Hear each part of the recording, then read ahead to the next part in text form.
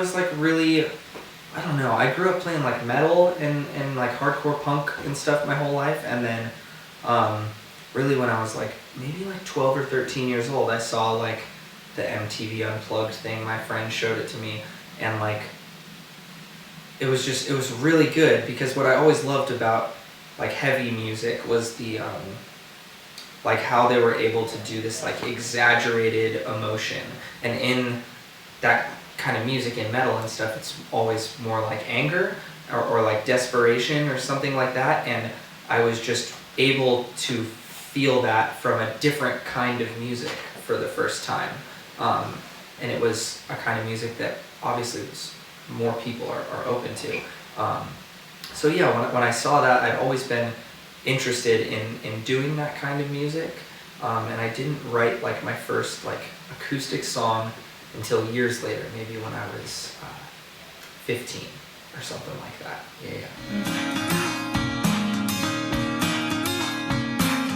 It's pretty crazy. I'd gotten to play like one show with him like in 2016, was like a Taste of Chaos tour like in the United States, and I did this like battle of the bands, and I ended up like winning somehow, and so I got to open for this show, and that was like really cool. That was like a dream come true to be able to do that.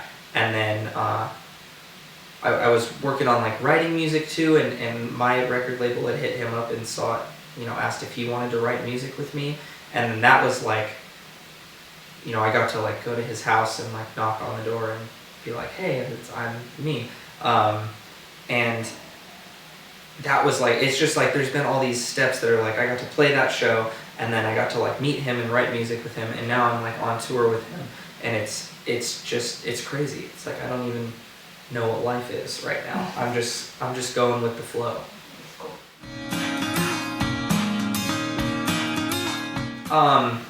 So I get a lot of like inspiration and like a sense of like desperation from, there's this band from the United States called Killing the Dream, and they're like a melodic hardcore band, but they just every song just has this like emotion of like, how could you do this to me? And I've always grasped onto that. So I get a lot of like direction, I think like lyrically, and as far as how I sing things, even though they don't really sing, but it comes from the same place, I think.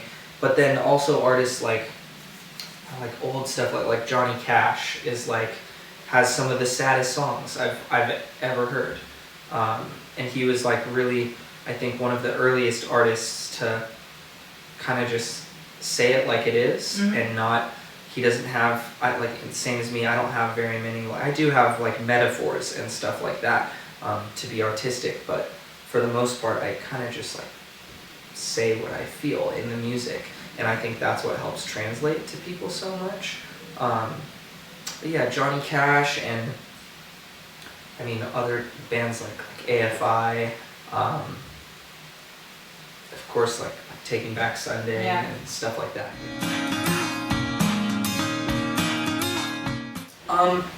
The message, I think, is just like, and I think it really, the last song on the record, Cement, really like sums it up, and it's really just that like, you are who you are, and it's okay to be that, and that you have to, you can't pick and choose what you like from somebody. If you care about somebody, you care about them for all the good things and all the bad things, and everybody's going to have bad things about them, and just like learning to accept that and work through things is like important. People have this idea of this like picture perfect kind of relationship, like TV and stuff, and people, the first sign of unhappiness, they like cut it off, and they cut people out of their lives, and it's like, it's so unrealistic. There's always going to be things that make you unhappy, and it's partially to learn to overcome those things, but also to learn to live with them, because you're never gonna be able to cut unhappiness completely out of your life.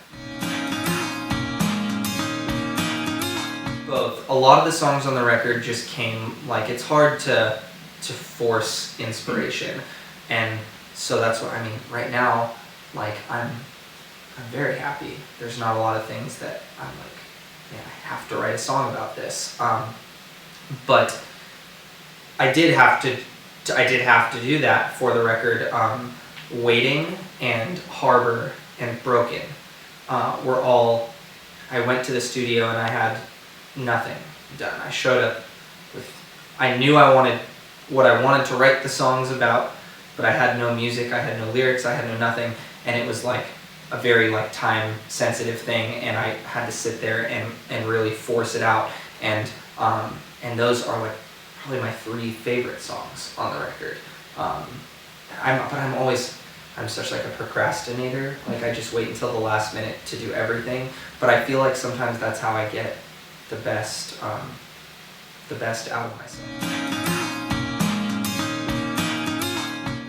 I say 4 years because some of the songs were written like 4 years ago that ended up making it onto the record. But I don't know that I wasn't actively trying to create a record for all that time.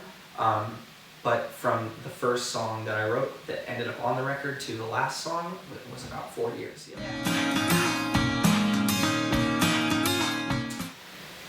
It's a very good question.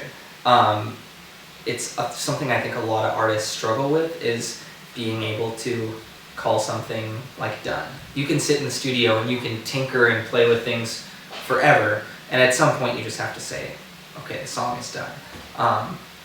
But yeah, I don't know. I wrote the first song that I wrote for this project, or for Cory Wells' music, is a song called "Avoid the Blame." It's on Spotify and all that stuff, and it was like the first song. Like, so when I'd written my first song when I was 15, it was not good, and but it was a step forward, and from then on I really just wanted to find, like you were saying, like what does me sound like. And I think "Avoid the Blame," I went through a hard point in my life, and the song, it just came out, and I couldn't stop it from coming out. And then once it was, and that song too, whatever I wrote down and whatever is recorded, it was never changed. Like, that was just it, and I never changed anything about it. And for the first time I thought, like, this is what I sound like. And then I kind of just used that as my center and just reached out in different genres and different directions, and not too far, but so I could always pull it back into that center of what I think I want to sound like. Okay. This might be it. It would be cool to do, as I've always looked up to like Dashboard and bands like that. It would be really cool to do, like, because I have a band as well. Chris and I are just playing by ourselves, but it would be awesome to do like my whole band and like his whole band. Would be awesome. But I've always wanted to tour. I used to play very, very briefly in a band called Movements from the United States, and I would love to be able to take my music on a tour with them as well. I haven't been able to do that, so I think that would be awesome. Well, I mean, I think the goal is to be able to do this for a living and not have to go home and work a day job. I mean, I think that's what any musician wants, is just to be able to play music and be able to live comfortably and have that be their job. But as far as like markers, I mean, I didn't really have anything beyond like get signed and make a record, and now I've done that. And I don't know, I think the goals are just, like, I don't know what they are until they happen. Like touring with Dashboard was a goal, but I didn't know that it was a goal until it happened. I mean, this was a bucket list thing, and we're here, and it's happened so fast. It's like I had all these like bucket list goals, and they all got knocked down like fairly quickly in relationship to each other, and took a very long time to get to there. But then once I got there, it's just like one after the other, and now it's like, I don't know, I have to think of something bigger.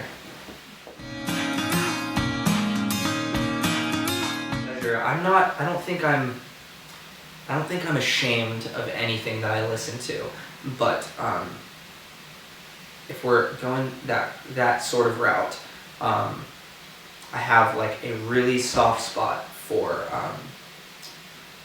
3 women, for Kelly Clarkson and Avril Lavigne and Vanessa Carlton. I don't listen to a ton of mainstream artists, and if I do, they're past their time. Okay. Like the 3 that I listed, they're like not really doing much anymore. But I love their music, and I didn't at the time either. It was really weird. It's like only in the past like 5 or 6 years that I've just grown to love those artists. I don't know why. I will say something.